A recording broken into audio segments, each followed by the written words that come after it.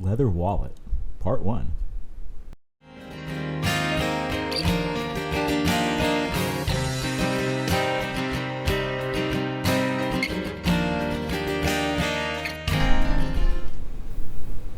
Okay, well, let's start with the wallet already cut and tooled. So we're going to start with the slicker. Now we're going to take the slicker and run it over the edges of the wallet. Now the slicker has multiple openings, and you want to start with the smallest and work your way up to the largest. Now the larger openings on the slicker have a little bit more taper, and they produce a round over effect on the leather. You're not only slicking the sides, you're slicking the top and bottom as well at the same time, so you sort of get a beveled edge while slicking the side of your wallet. And you want to use caution and take your time, and you want to put extra time and attention into the corners, as they are rounded, they have a radius, and they take a little bit more time to slick and to smooth out. Now the idea with this wallet is it's only a one-sided piece. We're going to be folding it before we stitch together, so there's only one side to slick compared to, say, a two-sided leather notebook cover or a two-sided leather luggage tag. This is nice and simple, one template. I like to make templates by either finding another wallet and taking it apart. It's a good time to use your handy dandy seam ripper or stitch puller, what have you, to maybe take an older wallet that's already half falling apart and get it flat, and kind of reverse engineer the template from that. I like to, take a picture or scan of that template. Usually I like to do it on a measured mat, so I can make sure that the dimensions are correct when I start vectorizing the artwork inside of Adobe Illustrator. So once you feel like the edges are slicked well enough and there's no stray leather on the sides, it's time to start using the awl to poke out all the holes that we're going to be using to run our stitching through. Now we're going to be saddle stitching this piece, and before we do that, we need to not only measure out the equal distance from each hole, we need to pre-poke them with this awl. Now use caution, you have to have something plastic or disposable underneath, because you're going to be poking all the way through, and a lot of the craft mats are self-healing, so you can poke holes or X-Acto knife cuts into them, and they'll sort of heal themselves, if you will. You don't want to use your leg or any part of your body, and you want to use special caution when you're using an awl. It's very sharp. You want to make sure you abide by the taper. I like to go around through the first pass like I'm doing now, only going all the way through, but only pushing the thinner part of the awl through. Don't push the awl all the way through, and you really can't with the wallet laying flat on a mat like this. We're trying to eliminate any kind of ripping or tear out inside of the holes. And you can cover this with stain later, but if the holes are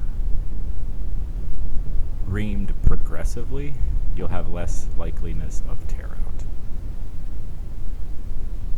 And you have to be very careful. If you're off by one, all your stitching is going to be off. So very carefully use the tooling guidelines I've made that are equally spaced holes. Now, depending on the size of your wallet or leather good you're making, it will dictate how far apart your stitching is. Thread distance or what have you, whatever the appropriate term here is. You don't want really long threads showing on a small wallet and really small threads showing on, say, a saddlebag. They're sort of proportional to the overall size. The idea is you don't want them too short, because you'll have more holes to work with, but you don't want them far apart. You might be tempted to create less holes just because there's less stitching, but like I said, your stitches will be very long. Your stitch length will be too long and maybe prone to snags later, right? We want to keep this leather wallet together forever. We're going to be putting money in credit cards or debit cards or sticky notes.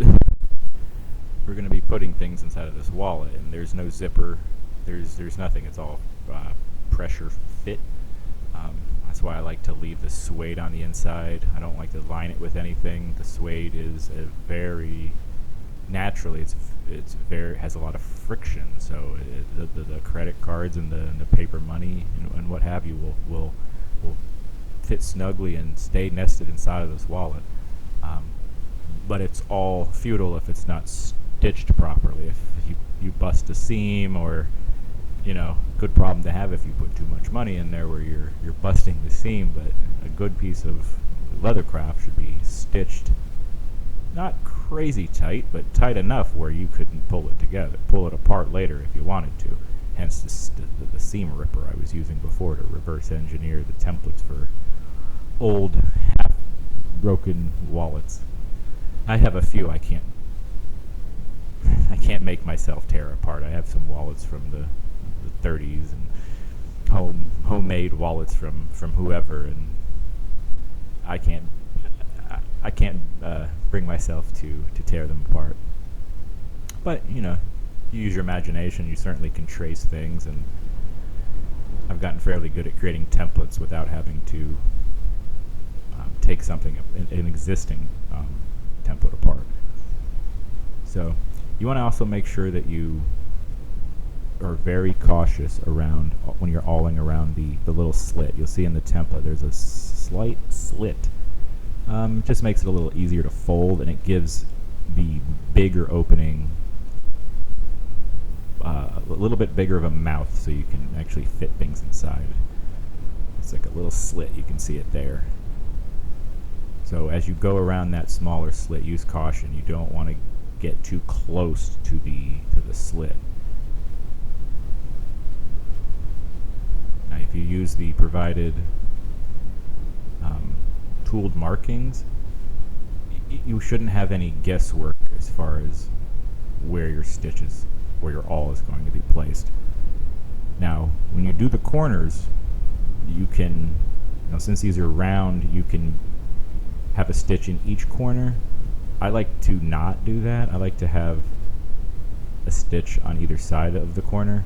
Since they're rounded, it just creates a little bit neater of a diagonal look. I'm sure there's a better way to stitch a rounded corner with maybe a couple more holes, but again, in this size wallet, I find that just kind of going diagonally with the stitching in the corners looks the best. But again, be very careful. You don't want some of your corner stitches to be longer than the length. That looks pretty bad. So name of the game here is even, consistent stitching. And it's tough. I'm not going to lie. It takes some practice. And once you run your first round on the mat, you can sort of lift it up like I'm doing now and graduate your awl a little bit deeper and keep twisting as you go to prevent tear out and any kind of marring on the insides of the holes. And make sure that all the holes are consistent. A needle or two are going to have to be passed through these holes eventually. But when we get time to stitch, I'll show you a nice little trick where I'm holding a needle in each hand, but I'm also holding the awl in the right hand at the same time, just giving a one more ream right before I throw the needles in there. That takes a little bit of practice. There's definitely a knack to saddle stitching while holding an awl, but hey, I've seen the pros do it that way, and if you were really good, I suppose you could awl and then stitch all at the same time. I don't think I'm ready for that, so I take my time and go through 1, 2, maybe 3 passes of pre-poking the holes before I even take out my thread. And again, we're going to want to use wax thread to go through this leather wallet. It just makes it a little bit easier. We're going to be saddle stitching it and securing it in a stitching pony so it stays nice and vertical for us without too much flopping around. Now when we get to close up the wallet, or I guess we should start by closing up the wallet. See, I'm putting some holes here that aren't in the perimeter to seal up the back and the front of it. Now you're going to be stitching this sort of inside the wallet, so you'll want to start that part first. I made the mistake of wanting to do that last, and I had to tear everything back out because I couldn't fit my hands or the needles, even with needle nose pliers, inside of an already closed up wallet. So you have to kind of consider what parts are going to be hard to get to, and you sort of want to tackle those first. So I would stitch the wallet together first, then the perimeter, because again, if I do the perimeter first, I don't have any room to get my hands inside to seal it up. And you'll find that issue with any kind of leather project that it's one-sided, that you're folding up. There's going to be a time where you're going to either have to sew inside and you're going to have to do that sooner than later so you don't get stuck. So once all your holes are reamed out and you feel like the needles will pass through them easy enough, I like to take my leather wallet and I like to put it suede side down on just some masking tape. All this does is creates a stable surface for the wallet. You can move it around on your surface. It's also nice because it will save your mat from the stain getting on it. So it protects your mat. It protects from some of the overspray, if you will. But it lets you move things around a little bit easier too. And something to hold on to so you don't put your hand in the stain. So again, you just take a bigger sheet of masking tape. Even if you have smaller strips, you can strip this together, and the wallet's not too large, so a couple of strips of masking tape or this 4-inch masking tape roll I used keeps the leather wallet nice and secure while we're ready to stain it. And like I said, we can move it around. Sometimes we want to flip it over, turn it the other orientation.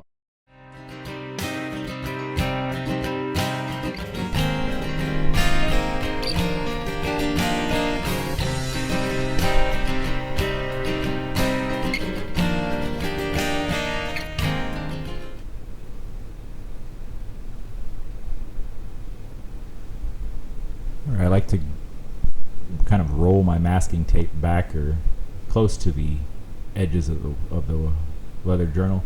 I find it a little bit easier to get the sides of the piece if you kind of roll your backer back. It's harder to catch all the overspray, but we want to make sure the sides get applied with some stain. You can use a wool dauber or just a regular paper towel. Wool dauber is nice to get to the sides, but I find them sort of unnecessary. A paper towel works great and also acts as a buffer as you go. Works really nice. So again, I'm just using leather stain, just in brown. I find it has a longer working time than leather dye. Leather dye is just, it gives you a few seconds and it just dries right up. Great if you want to dye things, like dip dye them, or consistent. But if for an antique look or kind of not a relic, but maybe more of an antiqued look, I like to go with just stain. Kind of reminds me of old shoe polish. And just even is the name of the game here. And you can see as I rolled my masking tape backer, you can see it stick to the mat. It's not flopping around on me. So it's another little trick there with that masking tape. There's a lot of things you can do with masking tape, folks. It'd be frustrating if that thing was moving all around. Ask me how I know and how I learned a lot of these tricks, by trial and error. The only way, right? And again, it allows me to get to the edges really well and consistently without getting anything on my fingers. And I really advise you to wear some nitrile gloves or something while you stain this, but I'm always very overzealous and eager, and looks like I forgot my gloves yet again. And I like to do a one coat and kind of let it dry for a few minutes, let the leather soak up the stain. Now you also want to make sure when you apply a second coat that you want to make sure all the crevices from the tooled areas are covered with the stain. Now you're going to have to push in on some of the areas, and you don't want any raw leather showing. That's the name of the game here. I've gone in later with anything from, my finger, a paintbrush, Q-tips to sort of push into the crevices later, but I like to do that sooner than later, like right on the second stage, the second coat. I find if you try to do it too late, you sort of have to go back and redarken everything else. You can see as I fill in the insides, I take it one step darker on the front too, so it's kind of consistent. You can see the bottom left corner there. I need to hit that a little bit more. You can see things starting to, let's see if ooh, okay, that bottom left corner still, yeah, get that top, yeah, that looks good, yeah. And multiple directions also helps. It's like shoe polish, you can go in small circles or just multiple directions, sort of just gets it in every little nook and cranny, if you will. Make sure you put your cap back on your leather stain before you put it away. You do not want that spilling. You don't want to waste it, and you certainly don't want it on anywhere in your house or in your garage. Now this smells great though. It's non-toxic. Some of the dyes are kind of a little bit bothersome to my nose, but the leather stain, it smells marvelous. Not only does it smell non-toxic, it has a pleasant odor. So between that and then the leather itself, it's not a bad scent to be working with.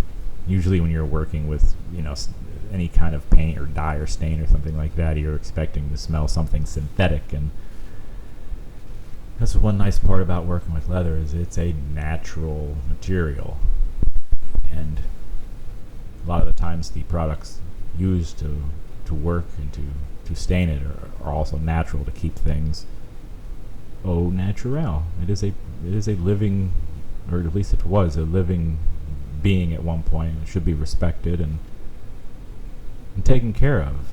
And this will last you a lifetime if you take care of it and you stitch it properly. And the last thing you want to do is have something stitched and then notice, oh, I didn't stain it 100%.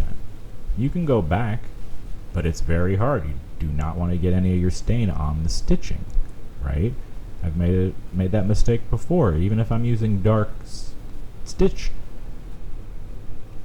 I don't want to get any stain on it. It just discolors it, and it does not look good. So you want to make sure it's stained properly before you even think about taking out your needles and thread. And it gets a nice shiny look to it. That's sort of why I like using the paper towel. Kind of buffs as you go.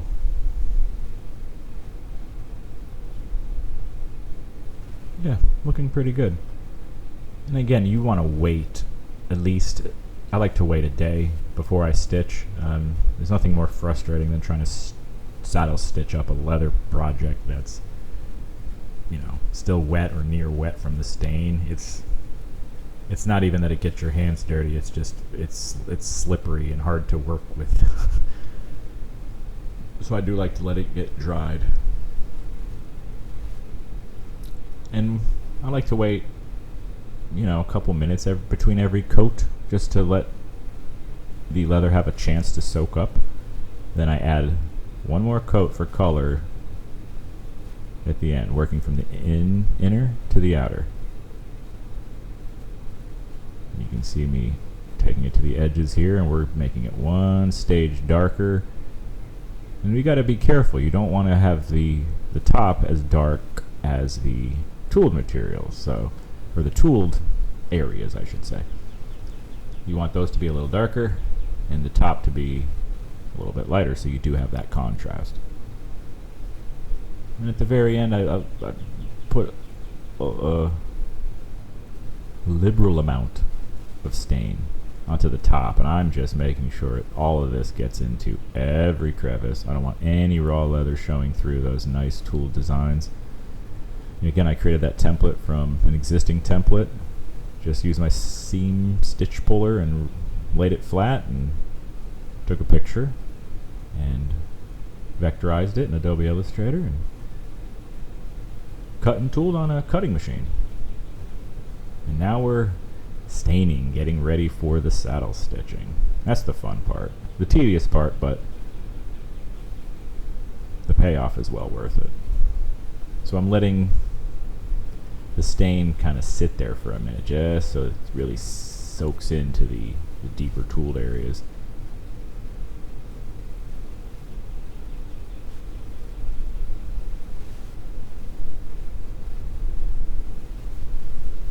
I'm just using my finger and kind of pushing it into any questionable spots that I'm seeing any rough leather through, basically. You have an opportunity at the end to hit small areas. Again, you can use a paintbrush or a small Q-tip even. But you don't want to be doing that after you stitch it, so trying to get full coverage here is the name of the game. Ah, look at me go. Yeah, some of these videos I speed up just for time. My hands don't work that fast. I wish they did. Yeah, now I'm sort of just rubbing in the last coat. You can see I'm using my finger there as I really push it all in. It's doing the small swirls. Because everything, I have full coverage on the outside pieces, so I'm just adding a little bit darker. You can see I have to do the edges a little bit more to get it nice and consistent.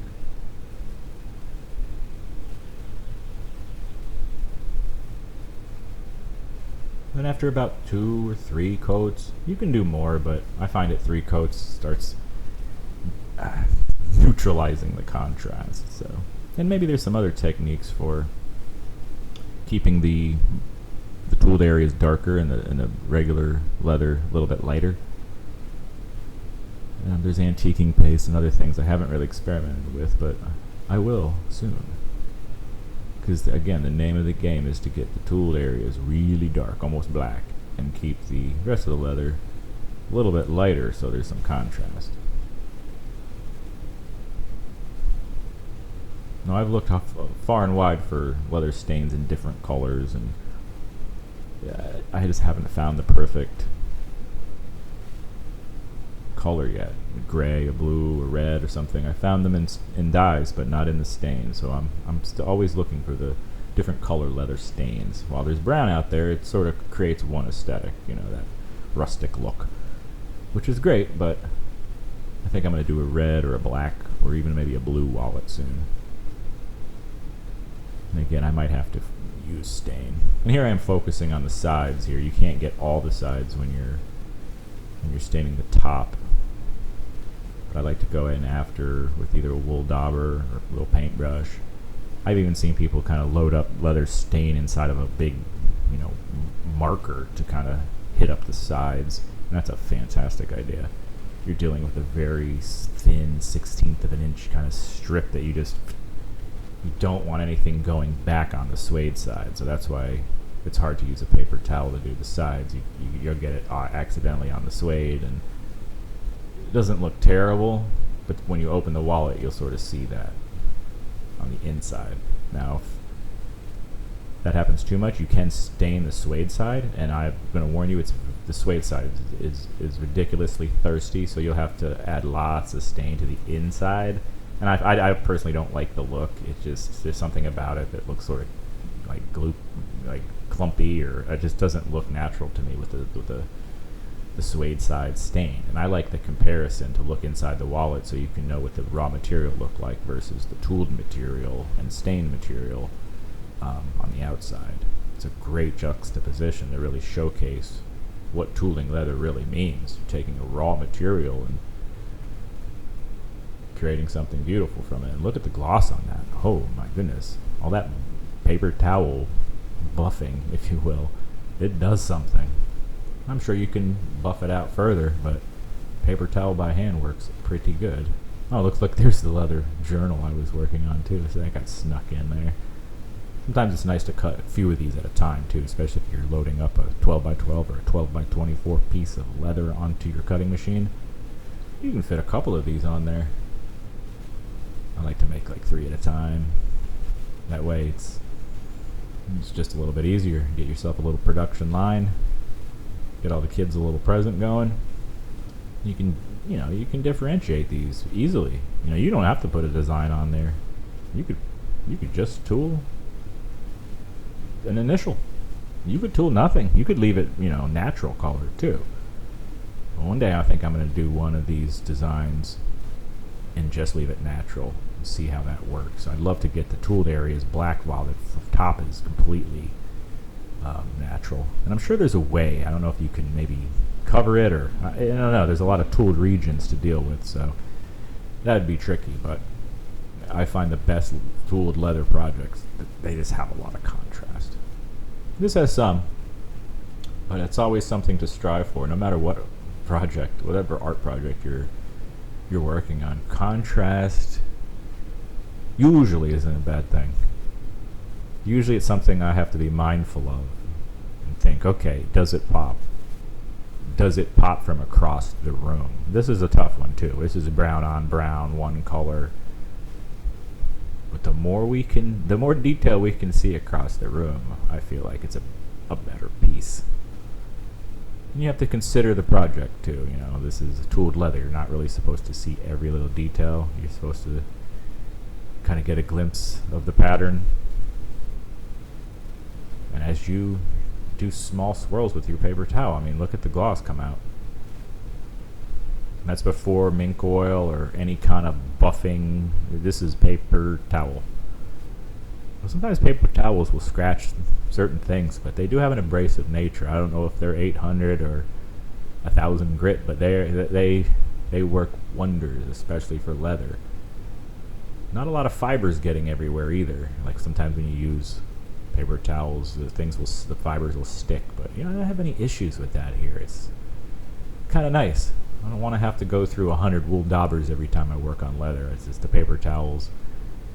It's kind of a mainstay in my tool bag or toolbox. Some paper towels, the masking tape. I also bring in some of the pliers from the garage toolbox when I work on some of the leather. Some of the needle nose pliers, some of the bent offset ones too are great to grab the needle on the other side, because I'm going to tell you, your hands will get tired after saddle stitching this.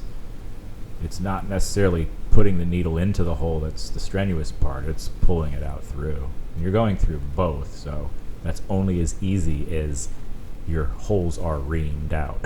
So do yourself a favor and make sure that awl goes all the way through. Sorry for the dad joke again, but make sure your awl goes all the way through so the needles will too.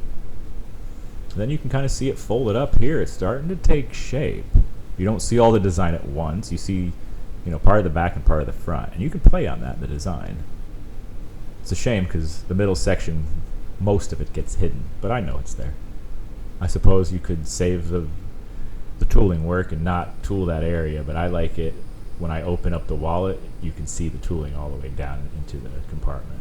The main compartment in the back is, remember I was talking about the different colors? Looks like I found some black, and did I? I think I hit the edges of that with red. Okay, I'm eager to see that one. Oh man, I might actually use that one. That black was sharp. Okay, so yeah, the rustic is a pleaser though. I think everyone would like the leather wallet. I'd make a few of these, and I really hope you love them. Try to make one yourself. They make a great gift.